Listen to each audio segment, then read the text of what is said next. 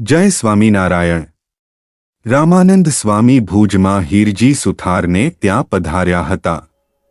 સ્વામી પધાર્યા જાણીને હીરજી ભક્તે ભાવથી પોતાના ગુરુદેવનું વસ્ત્રઘરેણા આપીને પૂજન કર્યું। સ્વામી ઘણા રાજી થયાને બોલ્યા કે ભગત આ ઘરેણા હમણાં તમારા પટારામાં સાચવીને રાખો। તમે બહુ ભાવિક છો, જે તમારા ઘરે આવીને તમારી પાસે સામેથી આ ઘરેણાને વસ્ત્રો માંગે એને ભગવાન જાણજો। તમને એ દર્શન દેવા અહીંયા ચોક્કસ પધારશે। ત્યારે હીરજીભાઈ બોલ્યા કે હે સ્વામી, એ ઘરેણા તો અમે તમારા સારું તમને અમારા ગુરુ જાણીને બનાવ્યા છે। જો ભગવાન અમ ઘરે આવશે તો અમે ફરીને નવા વસ્ત્ર ઘરેણા એમને ધરાવીશું। એટલે આ વસ્ત્ર ઘરેણા તમે રાખો। આમ ઘણી વિનંતી કરી પણ સદ્ગુરુ રામાનંદ સ્વામી માન્યા જ નહીં ને બોલ્યા કે ભક્તો, અમ ત્યાગી સાધુને આવા કિંમતી વસ્ત્ર ઘરેણા ન શોભે। સ્વામી બપોરે એક સોનીને ઘેર જમવા પધાર્યા। તે સોનીએ પકવાન બનાવ્યા।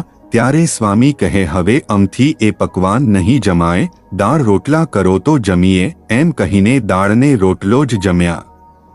જમીને સોની ભગતે પૂજન કરવા સારું એક ડાબલીમાં સ્વામીને પહેરાવવા સારું સોનાનો વેઢ ધર્યો।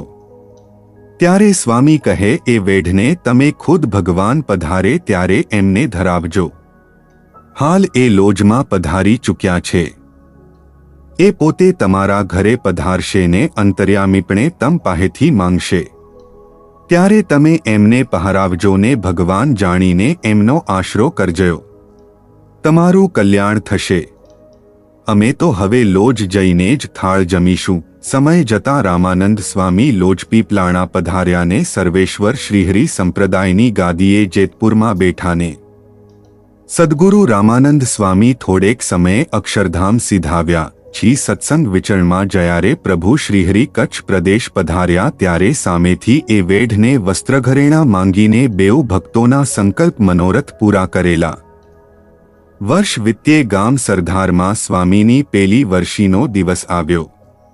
ત્યારે પ્રભુ શ્રીહરિ કહે કાલે ગુરુદેવની વર્ષીનો દિવસ છે તો અમારે બ્રાહ્મણોની ચોરાશી કરવી છે, માટે સૌને ભાવથી નોતરા આપજો। જે કાંઈ ખર્ચ થશે તે અમે કરીશું। ત્યારે સરદારના રાજા તુમસિંહજી બોલ્યા કે હે મહારાજ, અમે તમારા સેવક છીએ ને અમારું જે કાંઈ છે એ પણ તમારું જ છે ને। તે સમયે ગામમાં રહેનારા શ્યામદાસ કરીને વૈરાગી સાધુ હતા। તે પણ પ્રભુ શ્રીહરિના ચરણે પગે લાગીને બોલ્યા જે એ સહજાનંદ સ્વામી, તમારા ગુરુ એ અમારા હોતન ગુરુ છે હો। એમના મુખ્ય શિષ્ય એ તમારા મુક્તાનંદ સ્વામીને અમે તો આપેલા છે। જે દિવસથી એમને રામાનંદ સ્વામીએ પોતાની સાથે રાખવાનું વચન દીધું છે ત્યારથી અમે પણ એમના શિષ્ય જ થયા હી। એ ન્યાયે અમે હવે તમારા પણ શિષ્ય થયા છીએ તો કાલ્યનું ચોરાશીનું તમામ ખર્ચ અમે દેશું ને અમારું મંદિર અમે મુક્તાનંદ સ્વામીને લખી દીધું છે। તો હવે અમે પણ તમારા જ થયા।